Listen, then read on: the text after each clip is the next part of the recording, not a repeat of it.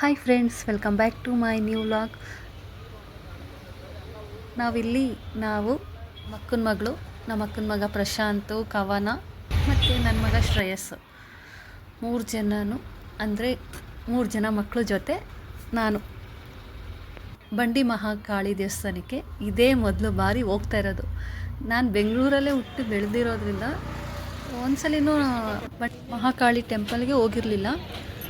ನಮ್ಮ ಅಕ್ಕನ ಮಗಳು ಬಂದಿದ್ದರು ಆಲ್ರೆಡಿ. ನೋಡಿ, ಸ್ಟಾರ್ಟಿಂಗ್ ಶ್ರೀ ಬಂಡೆ ಮಹಾಕಾಳಿ ಅಮ್ಮನವರ ದರ್ಶನಕ್ಕೆ ಮೊದಲ ಬಾರಿ ಹೋಗ್ತಾ ಇರೋದ್ರಿಂದ ಬನ್ನಿ, ಯಾವ ಥರ ದರ್ಶನ ಮತ್ತು ಖುಷಿನೂ ಆಯಿತು. ಇಷ್ಟು ವರ್ಷಕ್ಕೆ ಈ ಏಜಲ್ಲಿ, ಇಂಥ ಟೈಮಲ್ಲಿ ಇವಾಗ ನನಗೆ ದೇವಿ ದರ್ಶನ ಕೊಟ್ಟಿದ್ದಾರೆ ಅಂದರೆ ಒಳಗೆ ಹೋಗೋಣ.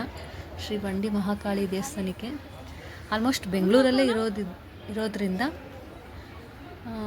ತುಂಬ ಜನ ಬರ್ತಾರೆ. ನಾವು ಹೋಗಿದ್ದು ಫ್ರೀ ಡೇ, ಅಂದರೆ ಫ್ರೀ ಇತ್ತು ಟೈಮಿನಲ್ಲಿ. ನೋಡಿ, ಜನ ಇರಲಿಲ್ಲ. ಹೋಗೋಣ ಬನ್ನಿ ಒಳಗಡೆ.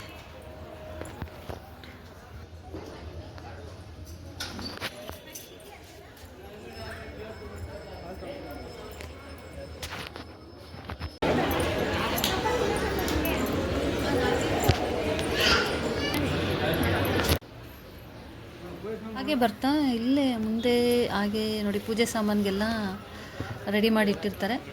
150 ಆ ಥರ ಚಾರ್ಜ್ ಆಗುತ್ತೆ. ಇಲ್ಲೇ ತೊಗೊಬೋದು, ಇಲ್ಲ ನಾವು ಹೊರಗಡೆಯಿಂದನೂ ತಂದು ಪೂಜೆ ಮಾಡಿಸ್ಬೋದು. ಫಸ್ಟು ಎಂಟ್ರಿ ಗಣೇಶನಿಗೆ ಪೂಜೆ ನಮಸ್ಕಾರ ಮಾಡಿಕೊಂಡು ಮುಂದಕ್ಕೆ ಹೋಗೋಣ ಅಂದ್ಬಿಟ್ಟು ಹೋಗ್ತಾಯಿದ್ವಿ. ಯಾರೇ ಬಂದರೂ ಇದೇ ಥರ ಹೀಗೆ ಹೋಗಬೇಕಾಗುತ್ತೆ. ಆಮೇಲೆ ತೊಗೊಂಡಿರ್ತೀವಲ್ಲ ಪೂಜೆ ತೆಂಗಿನಕಾಯಿ, ಅದರದ್ದು ದೃಷ್ಟಿ ತೆಗೆಸ್ಬಿಟ್ಟು ನೆಕ್ಸ್ಟು ಪೂಜೆ ಎಲ್ಲ ಮಾಡಿ ದರ್ಶನ ಮುಗಿಸ್ಕೊಂಡು, ಯಾಕಂದರೆ ಒಳಗಡೆ ಫೋಟೋ ವೀಡಿಯೋ ಮಾಡೋಗಿರಲ್ವಲ್ಲ, ಅದಕ್ಕೆ ಹೊರಗಡೆ ದರ್ಶನ ಪೂಜೆ ಎಲ್ಲ ಆಯಿತು. ಮತ್ತು ಇಲ್ಲಿ ನೋಡಿ, ಬೀಗ ಕಟ್ಟೋರು ಹರಕೆ ಇರುತ್ತೆ, ಅದು ಬೀಗ ಕಟ್ಬೋದು.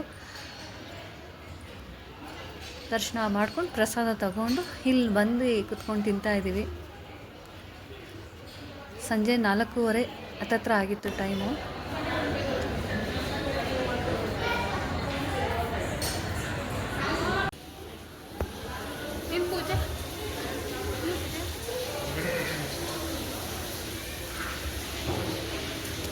ಹಿಂದೆಗಡೆ ಬರುತ್ತೆ ದೇವಸ್ಥಾನ, ಬಂಡಿ ಮಹಾಕಾಳಿ. ಇದು ಮೇನ್ ಗರ್ಭಗುಡಿ.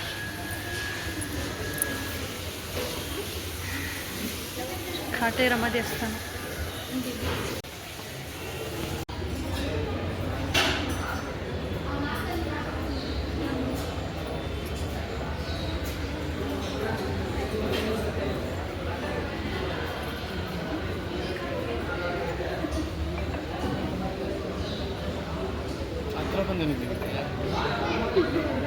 ಸುಮ್ಮನೆ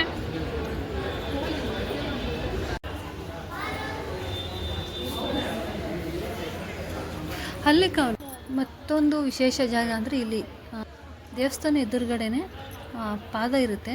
ಅಲ್ಲಿ ಅದೇ ನೋಡಿ, ಹಿಂಗೆ ಆಪೋಸಿಟಲ್ಲೇ ಪಾದಕ್ಕೆ ಇಟ್ಟಿರ್ತಾರೆ ಅಮ್ಮನವ್ರದ್ದು. ಆ ಪಾದದ ಹತ್ರ ನಾವು ಏನು ಬೇಕೋ ಕೇಳಿಕೊಂಡು ಮುಗಿತಾ ಬಂದರೆ, ಅಂದರೆ ಸ್ಲೋ ಆಗುತ್ತೆ ಇದು ಕೈ. ನಾವು ಬೇಡ್ಕೊಂಡಷ್ಟು ಅದು ಕೈ ಮುಂದೆ ಹೋಗ್ತಾ ಇರುತ್ತೆ. ಇದೊಂಥರ ನಾವೇನು ಮನಸ್ಸಲ್ಲಿ ಇಟ್ಕೊಂಡು ಬೇಡ್ಕೊತೀವೋ ಅದು ಆಗುತ್ತೆ. ಅಂದರೆ ಸ್ಲೋ ಆಗುತ್ತೋ ಎಲ್ಲ ಬೇಗ ಆಗುತ್ತೋ ಇದ್ರ ಮೂಲಕನೇ ಗೊತ್ತಾಗುತ್ತೆ. ಎಲ್ಲರೂ ನೋಡಿ ಎಷ್ಟು ಜನ ನಿಂತಿದ್ರು. ನನಗೂ ಅಷ್ಟು ಗೊತ್ತಿರಲಿಲ್ಲ, ಇದೇ ಮೊದಲು ಬಾರಿ ಹೋಗಿದ್ದಕ್ಕೆ. ಅದರಲ್ಲೂ ನಮ್ಮ ಅಕ್ಕನ ಮಗ ಪ್ರಶಾಂತ್ ಕರ್ಕೊಂಡು ಹೋಗಿದ್ದಕ್ಕೆ ಇದ್ರ ಜಾಗ ಎಲ್ಲ ಸ್ವಲ್ಪ ನನಗೆ ಹೇಗೆ ಅಂತ ಗೊತ್ತಾಯಿತು. ಓಕೆ ಫ್ರೆಂಡ್ಸ್, ವ್ಲಾಗ್ ಏನು ಮಾಡ್ತಾಯಿದ್ದೀನಿ. Thank you for watching.